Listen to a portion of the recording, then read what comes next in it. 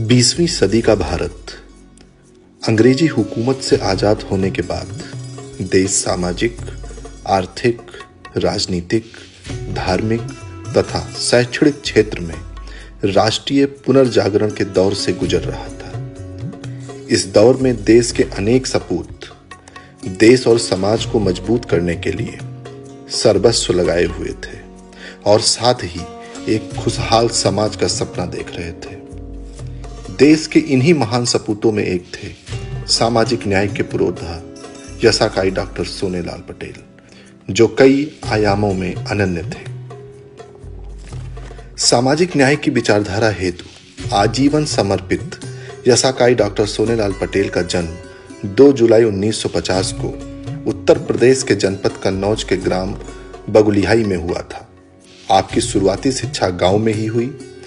छत्रपति साहूजी महाराज विश्वविद्यालय कानपुर से भौतिक विज्ञान में पीएचडी की डिग्री हासिल की व एलएलबी करके कानून के भी जानकार बने। भारत रत्न लौह पुरुष सरदार वल्लभ भाई पटेल, डॉक्टर भीमराव अंबेडकर, छत्रपति साहूजी महाराज, महात्मा ज्योतिबा फूले जैसे महापुरुषों के विचारों से काफी प्रभावित रहे तथा उन विचारों को अपने जीवन में आत्मसात किया। आरक्षण के जनक कोल्हापुर नरेश छत्रपति साहूजी महाराज द्वारा समाज के दलित, पिछड़ों व वंचितों के लिए अपने शासन प्रशासन में किए गए 50% आरक्षण के प्रावधान से प्रेरणा लेते हुए आपने नारा दिया, जिसकी जितनी संख्याधारी उसकी उतनी हिस्सेदारी, जिसकी जितनी हिस्सेदारी उसकी उतनी जिम्मेदारी। डॉक्टर सोनेलाल पटेल जी का यही राजनीतिक मूल मंत्र था। इन्होंने न्यायपालिका, विधायिका व कार्यपालिका में वंचित पिछड़े समाज की भागीदारी एवं प्रतिनिधित्व के लिए आजीवन संघर्ष किया। समाज के कमेरा, दलित, पिछड़े, वंचित समाज में अपने अधिकारों के प्रति बौद्धिक चेतना लाने हेतु डॉक्टर सोनेलाल पटेल जी का जीवन पर्यंत किया गया कठिन संघर्ष आने वाली पीढ़ियों के लिए प्रेरणा है।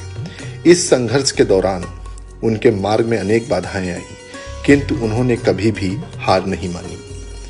अपने राजनीतिक सफर की शुरुआत उन्होंने पूर्व प्रधानमंत्री स्वर्गीय चौधरी चरण सिंह के साथ की।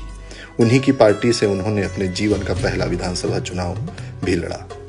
बाबा साहब अंबेडकर से प्रभावित होकर आपने आजीवन आर्थिक और सामाजिक लोकतंत्र की स्थापना के लिए संघर्ष करने का मन बनाया। मान्यवर कांशीराम जी के मार्गदर्शन में बहुजन समाज पार्टी के महत्वपूर्ण संगठन के पद पर रहकर वंचित समाज के अधिकारों के लिए संघर्ष किया,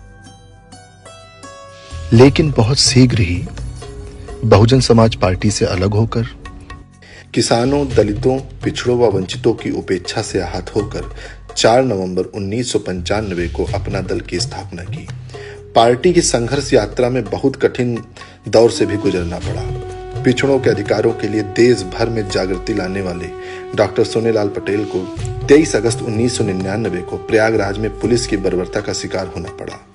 लोकसभा चुनाव के दौरान पीडी टंडन पार्क में शांतिपूर्वक जनसभा के दौरान पुलिस ने क्रूर तरीके से लाखों कार्यकर्ताओं पर लाठियां बरसाई। इस दौरान डॉक्टर सोनेलाल पटेल जी बुरी तरह से घायल हुए। सैकड़ों कार्यकर्ता बुरी तरह से जख्मी हुए।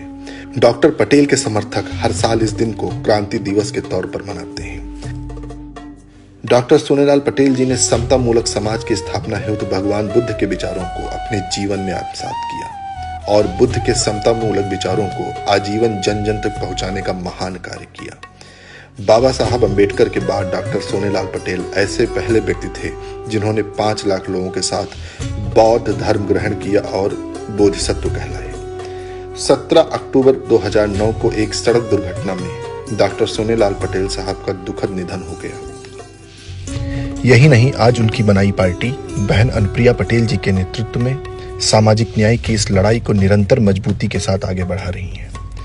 सरकार ने उनके संघर्षों एवं समाज के प्रति उनके योगदान को याद करते हुए प्रयागराज की राज्य सड़क का नाम उनके नाम पर करके उन्हें श्रद्धांजलि दी है। प्रतापगढ़ में doctor Sonelal Patel medical college Purvanchal के कोटि कोटि जनों की सेवा करने के लिए तैयार है। हमारे पुराने मित्र स्वर्गीय सोनेलाल पटेल जी की भी याद आ रही थी। मुझे याद है जब मैं मुख्यमंत्री था तो जब भी गुजरात आते थे हमेशा उनसे मिलने का अवसर मिलता था। वे अमूल डेयरी में रुचि लेते थे, कोऑपरेटिव डेयरी में रुचि लेते थे। उन्हें अपना पूरा जीवन गरीब, शोषित, पिछड़े, दलित वर्ग के कल्याण में लगा दिया। सोनेलाल जी का पूरा जीवन दलित, पिछड़े, आदिवासी, वंचित समाज के कल्याण के लिए संघर्ष करने में गया है। गरीबों को, वंचितों को, दलितों को और समाज के उस हर तबके को जिसे शासन की बुनियादी सुविधाओं के साथ साथ समाज के जीवन की उन मुख्य धारा से विरत करने का प्रयास हुआ, उन सभी को मुख्य धारा के साथ जोड़ करके उनके जीवन स्तर को उठाना जो सपना था डॉक्टर सोनेलाल पटेल जी का। डॉक्टर सोनेलाल पटेल जी जो आज भले ही इसका शरीर हमारे बीच में उपस्थित ना हो, लेकिन एक पथ प्रदर्शक के रूप में, एक विचार के रूप में सदैव हमारा मार्ग प्रशस्त करने का काम करते हैं। और याद रखिएगा साथियों, केवल वो इमारत वक्त के थपेड़ों को और आपदाओं के झटकों को झेल सकती है जिसकी जड़ें मजबूत होती है, जिसकी नींव मजबूत होती है। और इसलिए आप सबकी जिम्मेदारी है कि उन जड़ों से जुड़कर रहना है। उन जड़ों में हमारे मूल्य है, हमारा आदर्श है, हमारे सिद्धांत है, हमारे संस्थापक की सीख है। उन जड़ों को सींचते रहना है।